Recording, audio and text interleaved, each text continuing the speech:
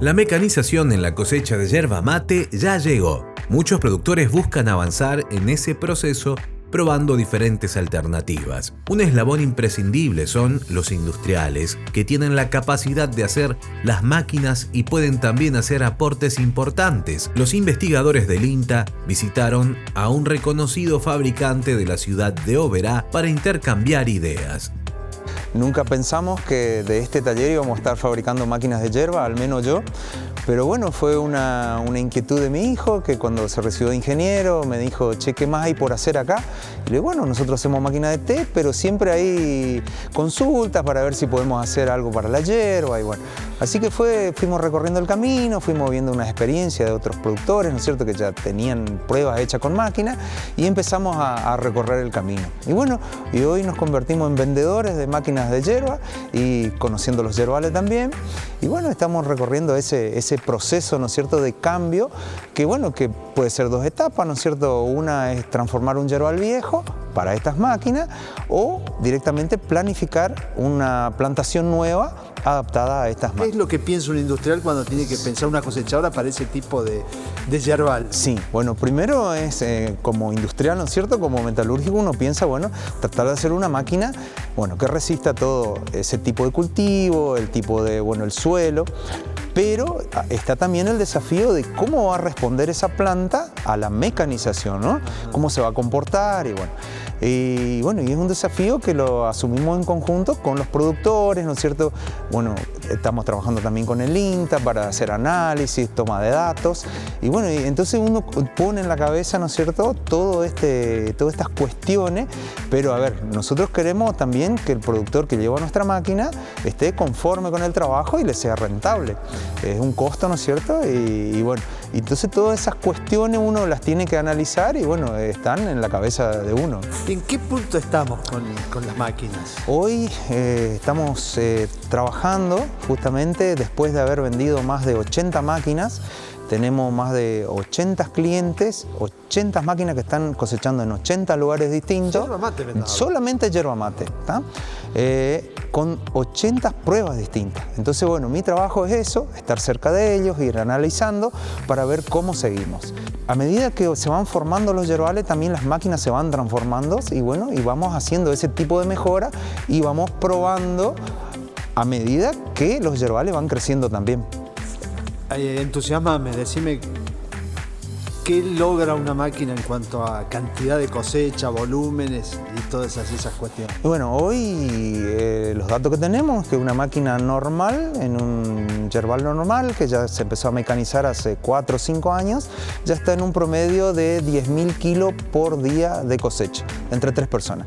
Hay cifras extraordinarias, ya tenemos un dato récord que llegó a 30.000 kilos en un día, arrancando a las 2 de la mañana y terminando a las 5 de la tarde, pero bueno, ya se están dando números que para nosotros es fabuloso porque eso también habla de la eficiencia, ¿no es cierto?, del cultivo de yerba y de la máquina en conjunto, ¿no?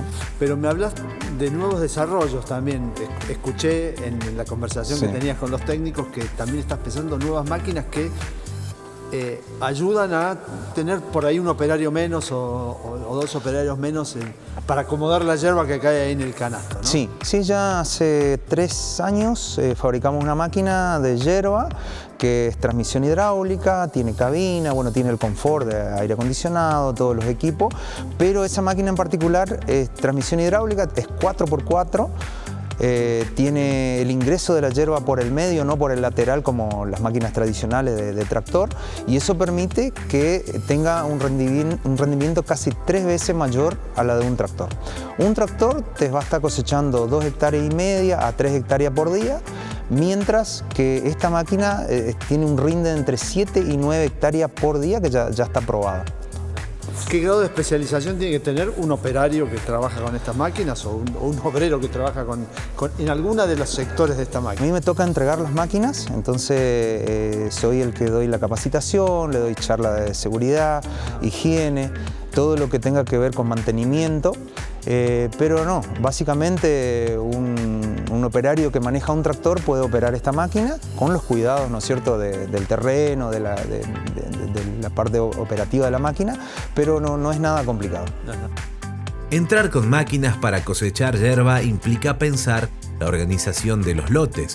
Se necesita combinar los movimientos propios de una cosechadora con las curvas de nivel y el cuidado del ambiente. Por lo común nosotros no queremos usar toda la superficie que se pueda con yerba mate.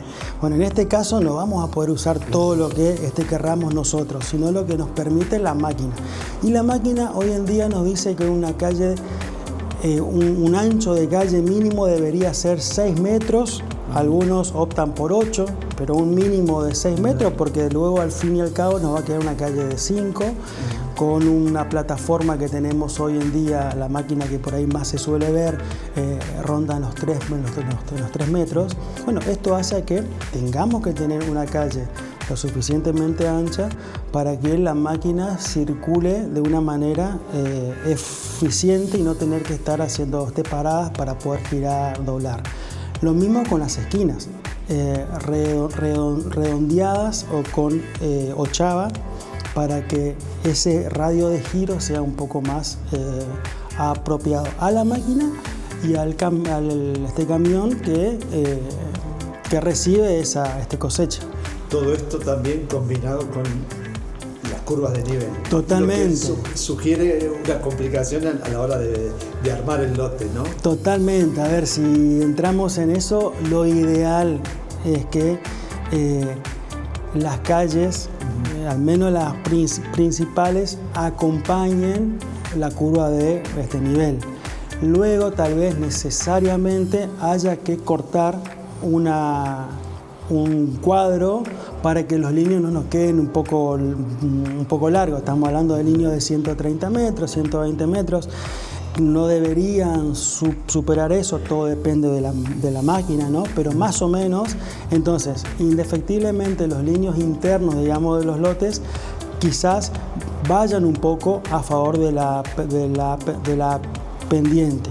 Pero en ese caso se empasta, se hacen lomos para que el impacto sea menor.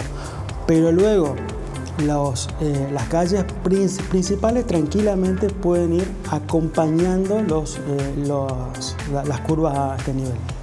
INTA ha desarrollado a lo largo del tiempo una serie de herramientas para dar sustentabilidad a los amenazados suelos misioneros. También son aplicables a la cosecha mecánica. Por suerte tenemos varias prácticas de conservación de suelo, pero inevitablemente en este sistema más intensivo de uso del suelo, curvas de este nivel, empastado de calles y caminos, manejo manejo de agua en los caminos, abonos verdes o coberturas, fertilización de acuerdo a la extracción de mínima, ¿sí? Y de ahí un poco más depende el potencial que queramos llegar, y una buena salud de la planta, entre otras más, que al sistema mecanizado por el marco de plantación y por la densidad, generalmente el volumen de crecimiento o de biomasa que genero con un abono, con una cubierta verde o una cobertura espontánea es un poco menor porque hay mayor cantidad de sombra.